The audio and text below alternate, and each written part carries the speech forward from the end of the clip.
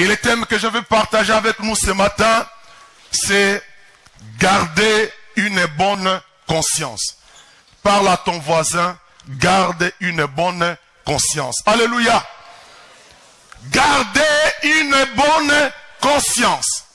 C'est l'apôtre Paul qui s'adresse à son fils bien-aimé, Timothée. De loin, il écrit pour lui dire, pour rappeler à Timothée, mon fils, mon enfant dans la foi, tu as un appel pour Dieu. Tu es appelé pour servir le Seigneur. Mais il rappelle une chose à Timothée. Garde la foi et une bonne conscience. Garde la foi, Timothée. Garde la bonne conscience. Quelques-uns ont perdu cette bonne conscience. Et ils ont fait naufrage par rapport à la foi. Gardez une bonne conscience, mes frères et sœurs. C'est l'interpellation de Dieu ce matin. Gardez une bonne conscience. C'est quoi la conscience? C'est le soi-même qui sait avec lui-même. Personne d'autre ne voit.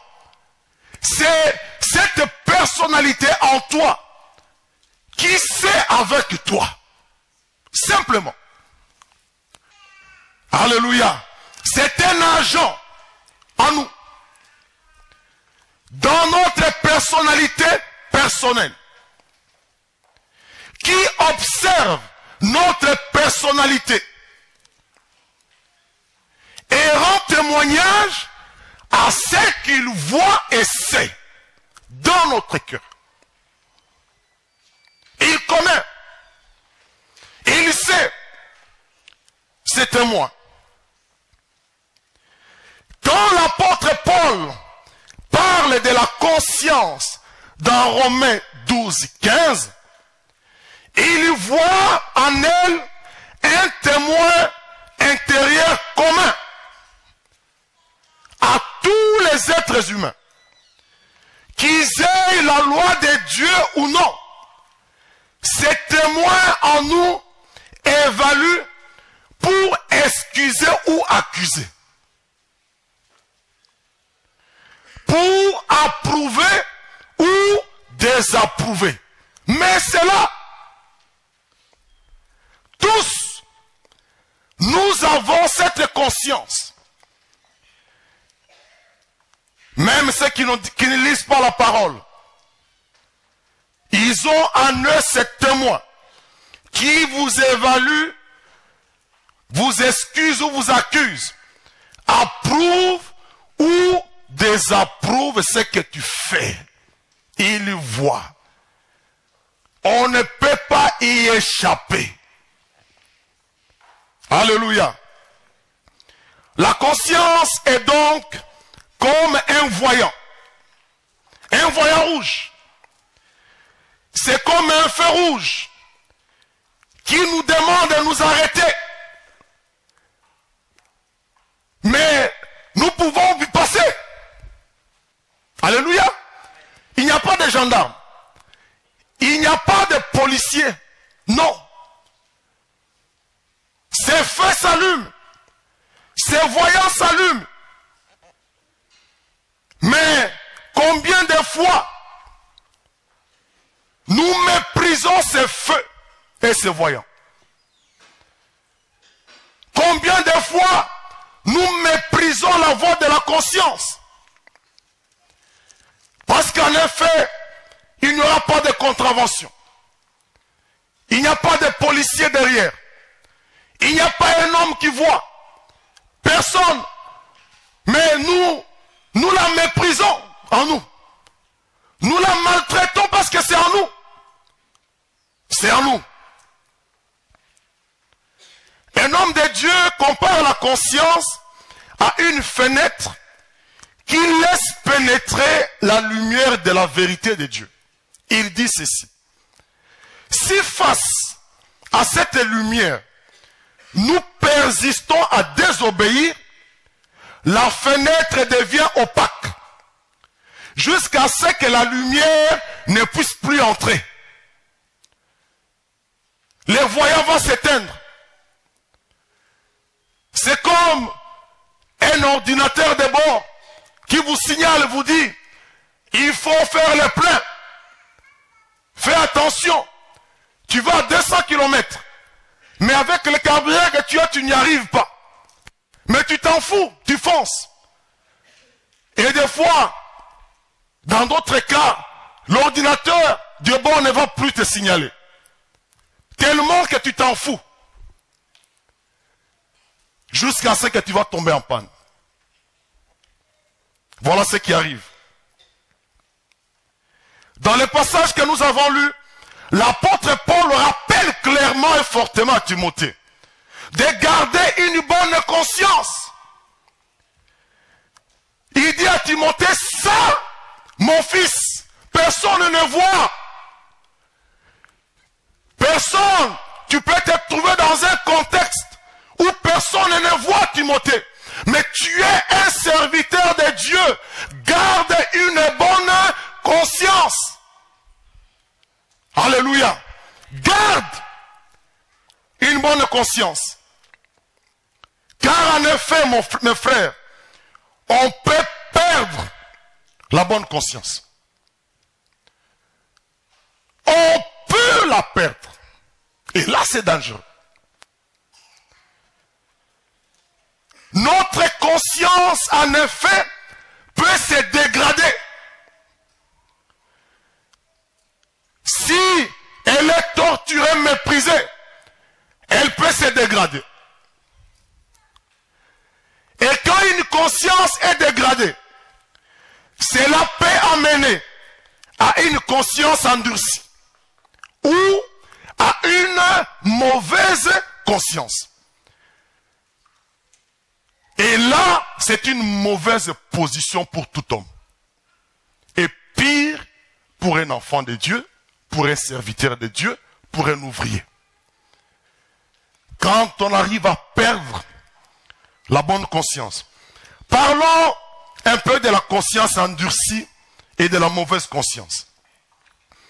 Une conscience endurcie, c'est une conscience qui a tellement péché qu'elle n'est plus sensible ni au bien ni au mal. Une conscience tellement torturée, plutôt tellement méprisée, que finalement, elle n'est plus sensible ni au bien ni au mal.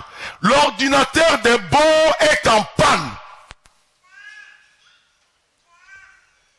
L'ordinateur de bord qui vous signale qu'il faut ajouter du carburant, qu'il faut faire attention au verglas, l'ordinateur est en panne.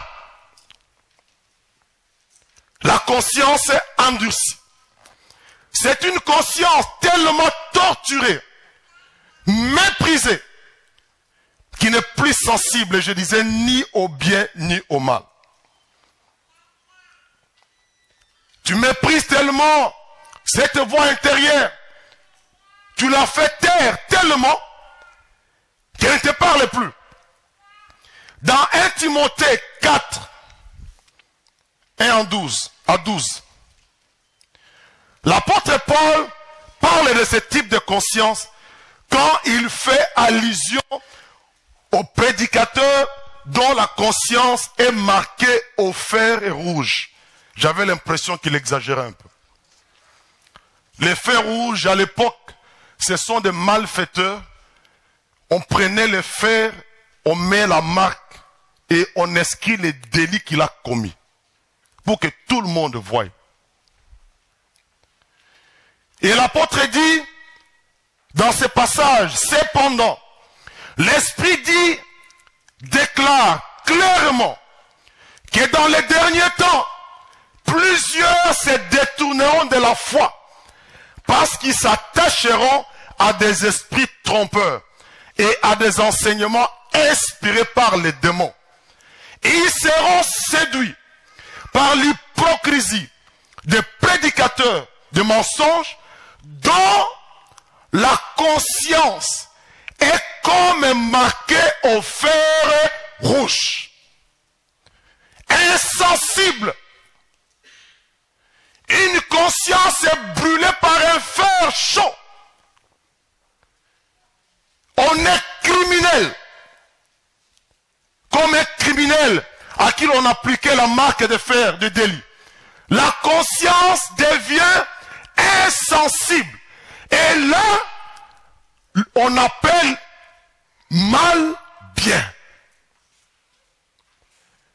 Et tu t'expliques avec un bon français que ce n'est pas un péché. Les prédicateurs qui prêchent, tu lui dis qu'est-ce qu'il croit.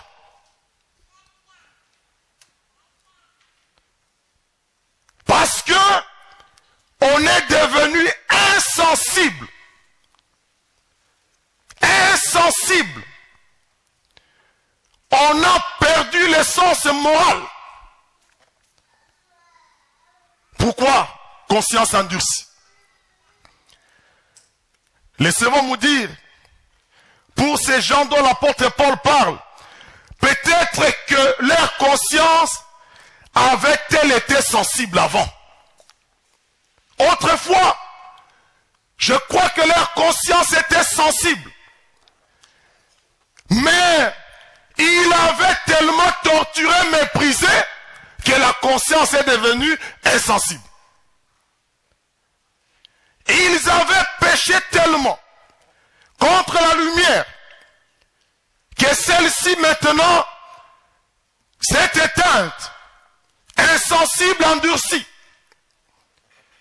Ils n'ont plus de scrupules à contredire la parole de Dieu. Ils ne se reprochent de rien. Ils font des choses normales. C'est ma vie privée. Pourquoi? La conscience endurcie. Oh Dieu, garde-moi de ça. C'est une position dramatique. Insensible. Insensible. Que l'on prêche, que l'on exhorte, que l'on explique. On est devenu insensible. Quand j'ai vu des gens qui sont dans des cas comme ça, je me suis toujours posé la question. Est-ce que ce que vous dites là, concernant cet homme, ce prédicateur-là, pasteur, est-ce que c'est vrai? C'est vrai ce que vous dites? Il prêche, il passe devant, il vous exhorte, mais quand il descend de la chair, il va draguer les sœurs. Alors, je me dis, est-ce que c'est vrai? J'ai toujours posé la question. Est-ce que c'est vrai ou pas? Oh Seigneur, garde-moi. Garde-moi. Insensible, mes frères et sœurs. Des prédicateurs insensibles. Insensibles. Ils tiennent la Bible. Ils vous prêchent. Ils vous parlent de Dieu. Ils vous parlent de l'amour. Mais quand ils descendent du haut de la chair, ils trichent. Ils prennent les femmes d'autrui. C'est grave. J'ai peur. Je me suis toujours dit, comment est-ce possible? Comment on peut arriver là? Mes frères, Dieu a interpellé mon affecteur la conscience. Comment? Je me suis toujours, jusqu'au point où j'ai vu que c'est vrai, ça peut arriver.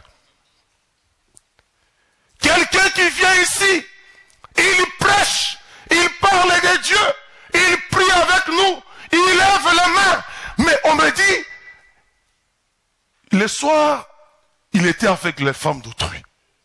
Ah, je dis, mais c'est vrai ça? Ou c'est... Non. C'est incroyable.